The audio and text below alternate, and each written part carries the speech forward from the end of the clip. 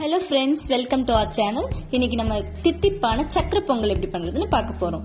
அதுக்காக வந்துட்டு ஒரு டம்ளர் பச்சரிசி எடுத்துக்கலாம். அந்த பச்சரிசி வந்துட்டு ஒரு 2 டைம் வந்துட்டு நல்லா தண்ணியில கழுவி சுத்தப்படுத்தினதுக்கு அப்புறமா 3வது டைம் வந்துட்டு நம்ம இந்த மாதிரி தண்ணி ஊற்றி எடுத்துக்கலாம். அந்த தண்ணியை தான் வந்துட்டு இப்போ பானைக்குள்ள ஊற்ற போறோம். ஒரு 3/4 வாசிக்கு தண்ணி ஊற்றிக்கலாம். அதுக்கப்புறமா அது கூடவே ஒரு டம்ளர் வந்து பால் நம்ம ஊற்ற போறோம். பாருங்க, இப்போ பால் ஊற்றியாச்சு. இது நல்லா கொதிக்கட்டும். கொதிச்சதுக்கு அப்புறமா நமக்கு வந்துட்டு பொங்கு வந்துடும். பாருங்க, பொங்கல் வந்தாச்சு. அனைவருக்கும் இனிய பொங்கல் தின நல்வாழ்த்துக்கள்.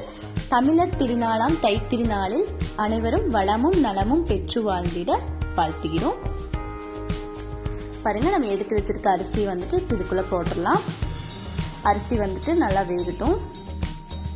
அதுக்கப்புறமா நம்ம வந்து ஒரு பேனில் வந்துட்டு ஒரு 2 ஸ்பூன் வந்துட்டு நெய் ஊற்றிக்கலாம். அதுக்கப்புறமா கொஞ்சம் திராட்சை முந்திரி போட்டுட்டு நல்லா இதை வறுத்துக்க போகிறோம். பாருங்க, இந்த மாதிரி நல்லா வறுத்துக்கலாம். இதையா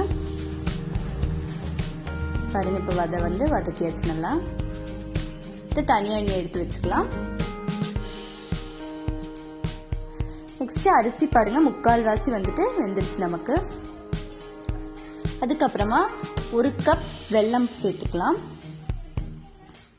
அதுக்கப்புறமா நம்ம நெய்யில் வதக்கி வச்சிருக்க திராட்சை முந்திரி சேர்த்தாச்சு. இப்போ கொஞ்சம் ஏலக்காய் பவுடரும் போட்டாச்சு. இப்போ வந்துட்டு இதை நல்லா கிளறி விட்டுடலாம்.